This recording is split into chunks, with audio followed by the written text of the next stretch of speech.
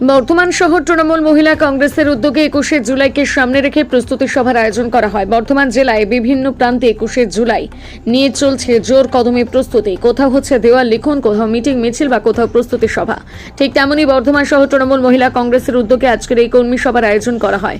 বর্ধমান শহর তৃণমূল মহিলা কংগ্রেসের সভাপতি আলপনা হালদারের নেতৃত্বে সভাটির আয়োজন করা হলো। মহিলাদের ভিড় ছিল চোখে পড়ার মতন। বর্ধমান রবীন্দ্র ভবনে সভাটি আয়োজন করা হয়। উপস্থিত ছিলেন বর্ধমান জেলা তৃণমূল যুব কংগ্রেসের সভাপতি রাজবিহারী হালদার, উদ্যোক্তা বর্ধমান শহর তৃণমূল কংগ্রেসের মহিলা সভাপতি আলপনা হালদার, বর্ধমান জেলা INTUC সভাপতি সন্দীপ বসু, তৃণমূলের নেতা আব্দুর রব না, অন্যান্য ওয়ার্ডের কাউন্সিলরগণ এবং তৃণমূলের নেতৃত্বগণ।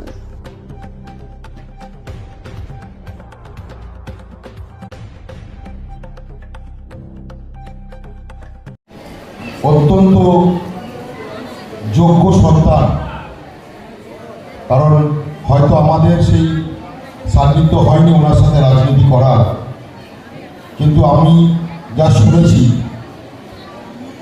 রাজবিহারী হালদারের, যিনি বাবা শিশির হালদার মহাশয়, ওনার যে মানুষের সঙ্গে একদম সরাসরি যোগাযোগ ছিল, তার যোগ্য উত্তরসূরি হিসাবে রাজবিহারী হালদার উঠে এসছে। এই জেলা তৃণমূল যুব সভাপতি ভাই রাজবিহারী হালদার উপস্থিত আছে। বর্ধমান শহর মহিলা সভানেত্রী, যার নেতৃত্বে এই অনুষ্ঠানটা হচ্ছে, আলপনা হালদার থেকে শুরু করে। দেখুন, বক্তব্য দেওয়ার কিছু নেই। আপনারা সকলেই জানেন যে আমরা কেন আজকে এখানে সমাবেত হয়েছি। কারণ একটাই, মমতা বন্দ্যোপাধ্যায় শুধু মমতা বন্দ্যোপাধ্যায়ের নামটা নয়, মমতা বন্দ্যোপাধ্যায় একটা সংগ্রাম, যে সংগ্রামটা বাংলা তথা ভারতবর্ষের প্রত্যেকটা মায়েরা সকাল থেকে ঘুম থেকে উঠে রাত্রে শুতে যাওয়া অবধি সেই সংগ্রামটা চালাচ্ছে, এবং ঘুমের মধ্যেও সেই সংগ্রামটা কিন্তু আপনারা করছে। তাই আমার মনে হয় আপনারা সকলেই একটা করে মমতা বন্দ্যোপাধ্যায়, আপনারা সকলেই সংগ্রামী। তাই সেই সংগ্রামী মহিলা আমাদের বাংলার মাননীয় মুখ্যমন্ত্রী মমতা বন্দ্যোপাধ্যায়, তার বাংলার মানুষের জন্য যে লড়াই, যে জগদ্দল পাথর, যে হিটলারি মানসিকতা নিয়ে তৎকালীন জ্যোতি বসু পশ্চিমবঙ্গ সরকার চালাচ্ছিলেন, সেই কারণে ওনার এই সংগ্রাম শুরু, এবং বাংলার মানুষের জন্য উনি কিন্তু সেই সংগ্রাম করে বাংলার মানুষকে নতুন করে স্বাধীনতা দিয়েছে। স্বাধীনতা দিয়ে দেওয়ার পরে কিন্তু উনি সেই সংগ্রামের দিনগুলোর কথা ভোলেননি। তাই এই 21শে জুলাই কি কি বৃত্তান্ত একটু আগে আমার পূর্ববর্তী বক্তারা বললেন, আমি আর বিস্তারিত বলবো না। আপনাদেরকে মাথায় রাখতে হবে, তৃণমূল কংগ্রেসটা একা আমার নয়। মঞ্চে দাঁড়িয়ে আমি মাইক নিয়ে বক্তব্য রাখছি, তার মানে তৃণমূল কংগ্রেসেরটা একা আমার সম্পত্তি নয়, বা আমরা যারা বসে আছি আমাদের কারোর একা নয়। তৃণমূল কংগ্রেসটা আপনাদের সকলের সমান অধিকার, যতটা অধিকার আমার আছে ততটা অধিকার আপনার আছে। মমতা বন্দ্যোপাধ্যায় সবসময় বলেন যে তৃণমূল কংগ্রেসের যারা সৈনিক তারাই দলের প্রধান সম্পদ।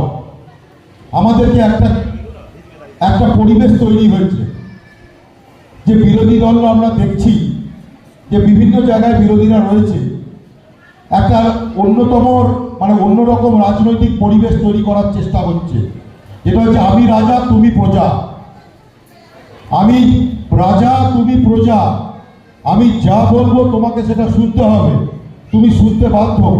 আপনাদের বর্ধমান শহরেও আছে, গোটা বর্ধমান জেলার বিভিন্ন জায়গাতে আছে।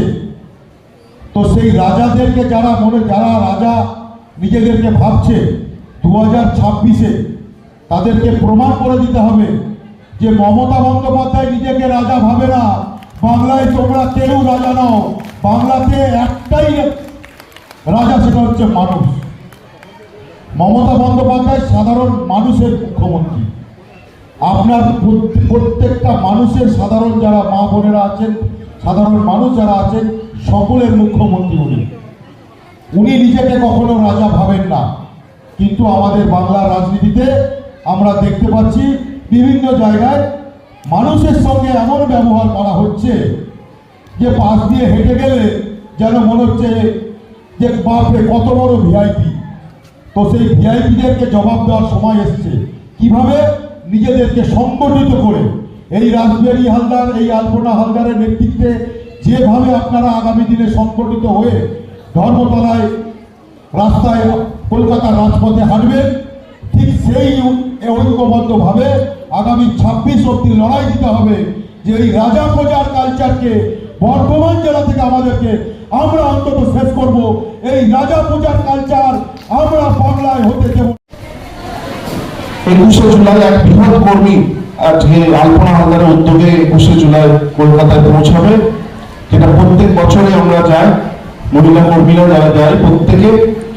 মঞ্চে উপস্থিত আমাদের বর্ধমান জেলা এনটিটিউসি সভাপতি সন্দীপ বসু, জেলার সহসভাপতি প্রণব চ্যাটার্জি, সহসভাপতি মল্লিকা চোন্ডা, উপস্থিত আমাদের রাজ্যের সম্পাদিকা মহিলা তৃণমূল কংগ্রেস ডক্টর শিখা সেনগুপ্ত, যিনি বর্ধমান বিশ্ববিদ্যালয়ের ঐক্যপাল, তিনি সভানেত্রী এবং বর্ধমান পৌরসভার কাউন্সিলর, উপস্থিত কাউন্সিলর ভবদেশ চক্রবর্তী, উপস্থিত বর্ধমান বিশ্ববিদ্যালয় শিক্ষা বন্ধু সমিতির মাননীয় সভাপতি এবং কাউন্সিলর 25 নম্বর ওয়ার্ডের অনুপ আচার্য, উপস্থিত হিরণ মন্ডল কাউন্সিলর, উপস্থিত আমাদের রাজ্যের স্পোক পার্সন প্রসেনজিৎ দাস, আমাদের জেলার সাধারণ সম্পাদক আব্দুল রব, উপস্থিত এখানে শহর আইনটিটিউসির সভাপতি প্রসেনজিৎ কুণ্ডু, শহরের যুব সভাপতি অভিনব জস থেকে শুরু করে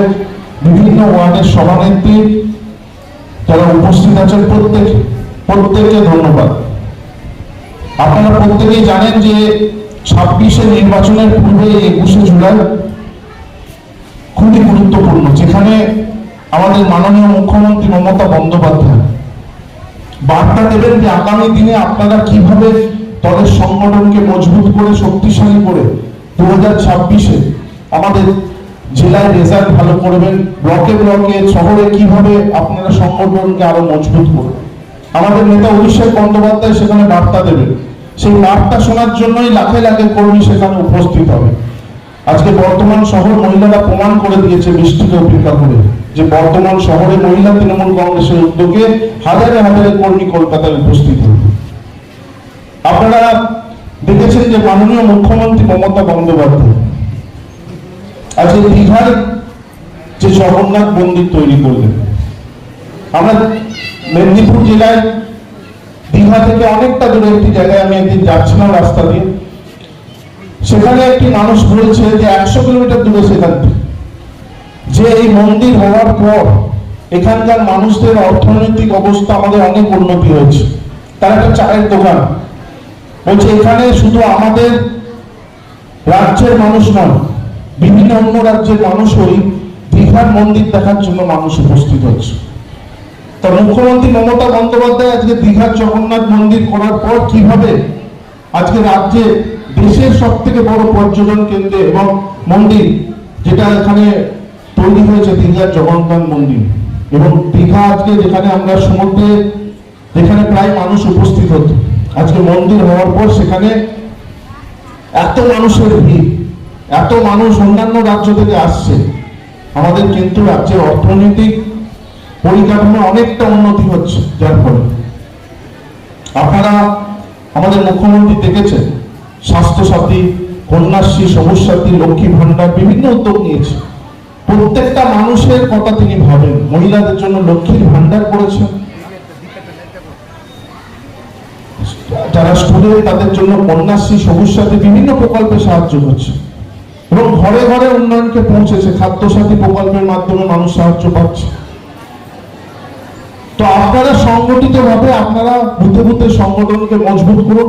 আমাদের মুখ্যমন্ত্রী প্রচুর উন্নয়ন করছে, সেই উন্নয়ন গুলোকে নিয়ে সামনে যান। যারা উন্নয়ন থেকে বিরত আছে তাদের পৌঁছে দিন এবং সংগঠনকে আপনারা মজবুত করুন। কোনো মানুষ যেন কোনো অসুবিধার সম্মুখীন না হয়। এবং একটাই লক্ষ্য 26-এর নির্বাচনের পূর্বে এখানে 35টা ওয়ার্ডের যারা মহিলা কর্মীরা আছে তাদের একটাই বলবো, আপনারা 10টা করে কর্মীর দায়িত্ব নিন।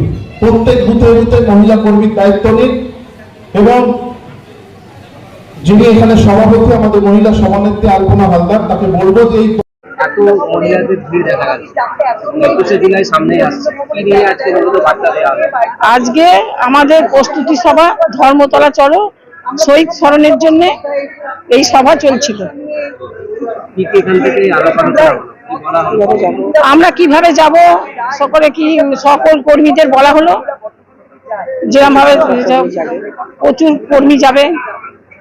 আজকে কারা কারা আজকে উপস্থিত ছিল আমাদের প্রাক্তন জেলা সভাপতি শিখা সেনগুপ্ত এবং কাউন্সিলর ছিল অনেকজনই ছিল কাউন্সিলর, আর আমাদের জেলা সভাপতি রাসবিহারী হালদার ছিল, আইনতান্ত্রিক সভাপতি অসীমজিৎ ছিল।